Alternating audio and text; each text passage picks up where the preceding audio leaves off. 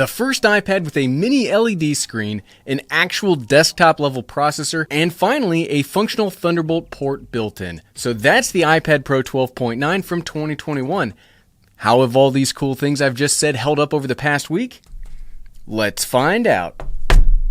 So much easier to slam. And while we're finding out, I'd like to thank today's sponsor, Squarespace. What's up, everyone? I'm the Everyday Dad, and if I can figure it out, you can figure it out. I'm kind of a big fan of iPads. That should not come as any sort of surprise to you all. Before the M1 Max came out, the recent iPad Pro, starting back in 2018, they were really the only option if you wanted a powerful yet small device that could handle everyday home tasks like scheduling, reminders, maybe watching your favorite Everyday Dad video here on youtube.com, just saying. But it also had some oomph behind it, and at the same time, it was one of the, if not the fastest and best option for mobile creation, whether video editing or photo editing. Well, it's not 2018 anymore, and while this is a fantastically powerful little computer, is it still the top of the mountain? Before we get into what I liked and didn't like, let's quickly cover the specs and ordering options if this is your first time hearing about this, well, not really small device. There are two versions of the M1 iPad Pro, the 11-inch and the 12.9-inch.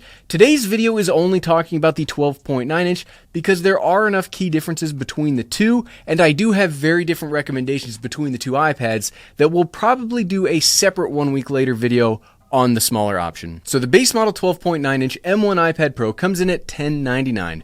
For this price, you'll get the brand new M1 processor with 8-core CPU, 8-core GPU, a space gray or silver finish, and 128 gigabytes of storage. You can spec that storage out a little bit more and get the iPad with 2 terabytes of storage for $21.99. Something else you may not have noticed, because it's kind of a quasi-hidden spec, you can't actually directly affect this, but on versions with the iPad that have 1 terabyte or more, you'll get 16 gigabytes of RAM, while the lower end below 1 terabyte options will get 8 gigabytes of RAM. And if you want to include a 5G cellular connection, you can add about $200 on top of whatever other storage option you were looking to buy. Okay, that's enough of those boring specs. Ugh, I hate talking about specs, but it is kind of a necessary evil here. So let's get into the things that I've liked and the things that I've disliked after lugging this around for a solid week. In the iMac video, we started off with things that I disliked, so here, let's start with the positives before I start kicking this iPad in the teeth. Just a little bit of kicking in the teeth. Not a lot, just a little bit. First, and the most obvious upgrade on this model, I love the display. This is, no kidding,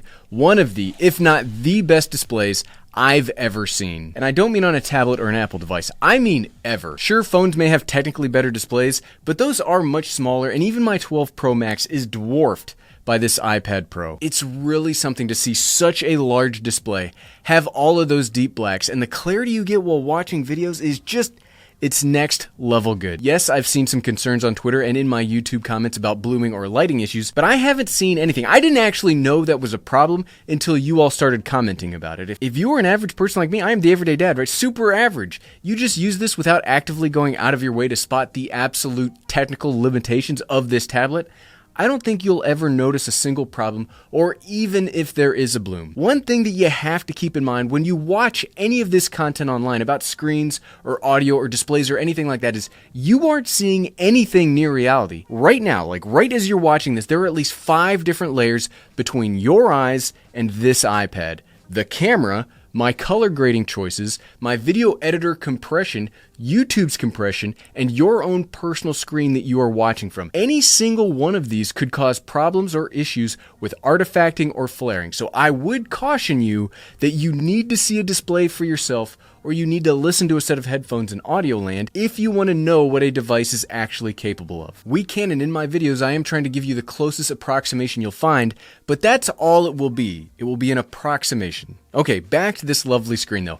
After spending 6 months using a MacBook Air as my do-it-all versatile computer, this is a major upgrade. This can go up to 600 nits of brightness normally, plus it can go up to a max of 1000 nits of max full screen brightness, and if you are watching HDR content, this can even go up to 1600 nits at its peak. This sucker is bright. Plus, with that 1,000,000:1 contrast ratio, you'll really be able to see the blacks in an image that is supposed to be black. You won't really notice the difference by itself. Like if you're just looking on this or you're looking on another device, you won't know the difference, but if you put the two side by side, it will be real obvious. It's also got the wide P3 color gamut, and as we saw in the video editing video, colors look they just look so good on here. What I want to do is gush about this display all day long. It's legit amazing. And while I don't have the technical knowledge to break it down even farther for you, if you have the chance and you can safely do so, you should absolutely go to an Apple store to check this thing out. It will not be a waste of your time. Thankfully, though, it's not the only thing that I've liked in the last week. One thing that I do want to make a note of is I'm going to try really hard to talk about the things that are unique to this iPad. The fact is, this isn't a huge revolutionary update, so most of what I've experienced over the past week are things that happen on other iPads, so I will do my best to filter that out, but some of it will probably still bleed over. The next thing I've liked is the power. The M1 processor is no joke. That's not news for anybody that follows this channel here. I was a very early adopter, and I switched fully over to M1 machines as soon as they came out, and they now run all of this YouTube stuff. Video editing, photo editing, I do everything with M1 machines. Having an iPad with the same power as my desktop computer, it's kind of a strange experience. I'm not sure that I've had this enough to fully wrap my head around that, though. And I think we're still in the very early days seeing what this new model of iPad Pros can really do. Much like there was a transition time between Intel-based Macs and Apple Silicon-based Macs, I think there will be some times for developers to understand really how much raw power they have under the hood here. Personally, though, I don't think it will be as drastic of a transition between the previous A12Z processor. I mean, that was Apple Silicon. So it's not a night and day difference, but this kind of power hasn't existed in such a small tablet before, so we are all going to have to mentally adjust for that going forward. When it does come to power tasks like video editing, as we've already seen, you can seamlessly function the same as with an M1 Mac computer with even the heftiest and gnarliest video codecs around. And you'll get roughly the same rendering speed as if you were to render that video on my Mac Mini. That's really it specifically for the positives on the new iPad Pro. After the 2018 redesign, we haven't seen much to surprise us, and that's not to say that I think we should expect revolutionary changes every single year. I do think it's kind of nice to know that if you buy one of these tablets, you aren't wasting your money when something else comes out next year. It's not like every single year we're doing huge, gigantic changes. Yes, this is better in a lot of ways, but it's not game-changing in any of them. Minus the display. Okay, I do feel like we need to add a thing I'm meh about before we get into my dislikes. I'm really feeling pretty meh about the Thunderbolt connection. I'm keeping it here in the meh instead of the dislikes because much like power, I think this will be unlocked over time as accessory developers figure out a way to really harness all of the capabilities of that incredibly powerful and versatile port for a pretty narrowly optimized device. In my mind, when I first heard about the upgrade to Thunderbolt, I thought that we would be getting more display functionalities, which way more on that subject in a second. I'm sorry, I don't mean to yell at you, Mr. Microphone. Honestly, in my use so far, it's just been like USB-C. Except a little faster. Sure, I can now use my full range of Thunderbolt docks, adapters, and other accessories, but I don't really want to use those with my iPad. The M1 Max really changed up what I'm willing to give up to have a small, powerful machine. And frankly, they showed you don't have to give up anything. So I'm not yet sure how the new connection on the iPad Pro will really help it stand out from those other M1 computing options. Alright, we had to get here. As much as I like the M1 iPad Pro, it's not perfect. And when you get the iPads, everyone uses them differently. So it is kind of hard to know if the things that I don't like for my specific use case may not line up for you in your specific use case. That was confusing. It sounded clear when I wrote it. Either way, first thing I don't like about this, and this is still the main thing that I do not like about all iPads, the screen out functionality is just not good. We got the new Thunderbolt port. We should be able to push out the same kind of displays as my MacBook. But even with all of that power, we still get the 4:3 crop when plugged into an external monitor. This drives me absolutely crazy. I've been complaining about this for 3 years at this point. I don't like repeating myself when I have to tell my son to clean his room, and I hate that I've been talking about this since 2018. I understand that because of the screen size of the iPad, you can't really get a 16:9 image out to a monitor. I also understand that some apps take advantage of the external display and in some circumstances can give you a full image out. I understand all of that, and I don't care. This is not okay, especially when most promotional material that I see from accessory companies and sometimes from Apple show full screen usage when the iPad is plugged into a monitor. At the very least, give us an option to extend the iPad display when it's plugged into a monitor. Maybe tell the iPad it's in dock mode or something and let us work that way. I'm just getting tired of this. I'm not asking for this to do the same thing as my MacBook, but I am asking that we have some additional monitor functions if we are going to even have this as an option. If not, just take out the external display support. It does no good to the working professional or creator, and it means that I'll continue working with my MacBook 100 times out of 100.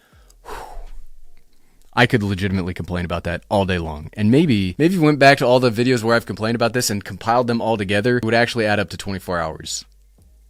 It might actually do that. And there's only one more legitimate thing that I don't like about the new iPad Pro: battery life. Now, the battery life isn't terrible. I do want to say that up front. And much like the iPhone 12 mini, which is another favorite device of mine, it does clear the hurdle and it can run continuously for 8 hours. And with that Thunderbolt port, it will charge a little bit faster than previous models. But 10 hours, or 9 if you have the cellular version, that's not great, especially if you want to use this iPad as your work management tool. And part of having this much power on hand does lead me to think that Apple wants you to consider this as part of your productivity kit. I haven't personally had much of an issue with battery life on mine so far, but I have noticed it draining faster than I would have liked, and I would not rely on this as my only work computer. And I don't mean to keep comparing this to the M1 MacBooks, but those are now the standard of what I expect out of my machines if I'm ever going to consider relying on it as a tool that puts food on the table for my family. And with the poorer battery life here, I'll have to bring along extra external batteries and worry all day long if it will make it through, especially if that surprise meeting hits the calendar at the end of the day and I didn't plan to need 12 or 13 hours of battery life. Peace of mind is something that can absolutely not be overlooked. Okay, another small thing, I guess there was one more thing, but I don't like how the base model only comes with 128 gigabytes of storage. I feel like if we were going to use the M1 chip, we might as well use the M1 standards, and all the other M1 computers have 256 gigabytes storage standard. This is already more expensive than the MacBook Air, so you might as well give us some more storage to bring it up to parity, right? But at the end of the day, so what, right? Should you buy the brand new M1 iPad Pro 12.9 inch? Maybe? Solid maybe. If you need a productivity machine for an office type job, no, I would not recommend the iPad Pro. It will cost a lot more to get going than a similarly spec'd MacBook Air, and you won't really be getting anything better. Sure, the screen is far better, but as a tool, who cares? I don't need 120 Hz or 1,000,000:1 contrast ratio for a Teams meeting, or even for video editing. The iPad Pro and the MacBook Air will either be at parity with each other, or like battery life, the MacBook Air will be far better and cost hundreds of dollars less. If you already have an iPad from previous generations, I also wouldn't recommend upgrading to this one because the A12X and A12Z processors will still do everything that you could ever want. We haven't really hit the cap of what those can do yet, so we absolutely aren't really near the power cap of the M1. The only way I would really recommend the M1 iPad Pro 12.9 inch is solely if you need this kind of display. And some do, some people legitimately do. This would work fantastically as a sidecar display to do real fine graphic design or image processing work, and you might not be able to find another display this capable anywhere else, especially for this price tag. Also, if you want the absolute best portable movie watching experience with the HDR capabilities here and Apple spatial audio through your AirPods, then again, I would recommend this. This is not a bad tablet, and iPads are awesome, and I continue to like them. But the positives are all mostly the same as previous models, and so are the negatives. So unless you need the most cutting edge of displays, save money and get an older model. Thanks to today's sponsor, Squarespace, you can create your own very beautiful website. Squarespace is the all-in-one platform to build a professional website, online store, or portfolio. It's so easy to claim a domain/URL, create a custom site that matches your style, and brings your ideas to life. Head on over to squarespace.com for a free trial, and when you're ready to launch, head on over to squarespace.com/everydaydad to save 10% off your first purchase of a website or domain. And thank you for watching.